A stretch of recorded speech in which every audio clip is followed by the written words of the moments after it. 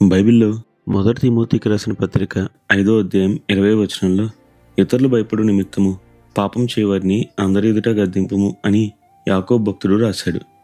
అంటే ఒక విశ్వాసి అవిశ్వాసిని సరిచేయవచ్చు, కానీ ఎప్పుడైనా ఒక అవిశ్వాసి విశ్వాసిని గద్దించడం చూసారా? అవును, ఒక్కొక్కసారి విశ్వాసులమైన మనం అన్యజనుల్లో దేవుని మహిమను పోగొట్టేవారుగా, మన బుద్ధిహీన క్రియల ద్వారా అన్యుల ద్వారానే గద్దింపబడేవారుగా ఉంటాం. ఈరోజు మీరు అలాగే ఉన్నారా? అయితే వినండి, ఈరోజు దేవుడు మీతోనే మాట్లాడుతున్నాడు. మరి ఈ రోజును దేవుని వాక్య ధ్యానంతో ప్రారంభిద్దామా?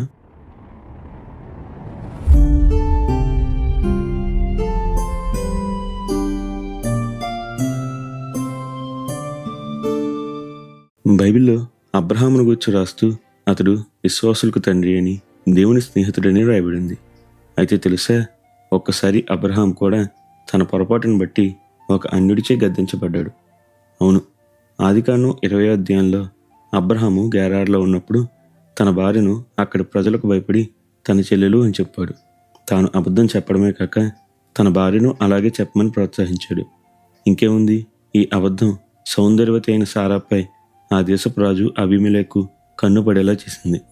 అంతేనా, ఆ రాజు సారాను వివాహం చేసుకోవడానికి ఆమెను తన ఇంటిలో కూడా చేర్చుకున్నాడు. అయితే ఇక్కడే దేవుడు కలుగజేసుకున్నాడు. స్వప్నంలో అబీమెలెకును హెచ్చరించి తిరిగి సారాను అబ్రహాంకు అప్పగించమని చెప్పాడు.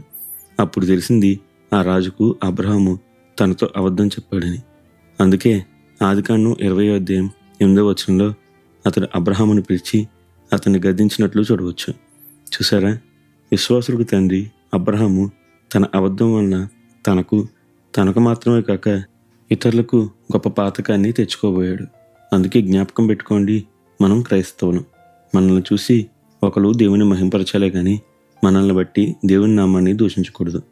అందుకే అట్టి మాదిరికర ఇతరులకు ఆశీర్వాదకరంగా ఉండే జీవితం దేవుడు మనందరికీ దయచేయనుగాక. నిత్యం ఘనత మహిమ ప్రభావములు యేసుక్రీస్తు నామానికే కలుగునుగాక. ఆమెన్. హల్లెలూయా.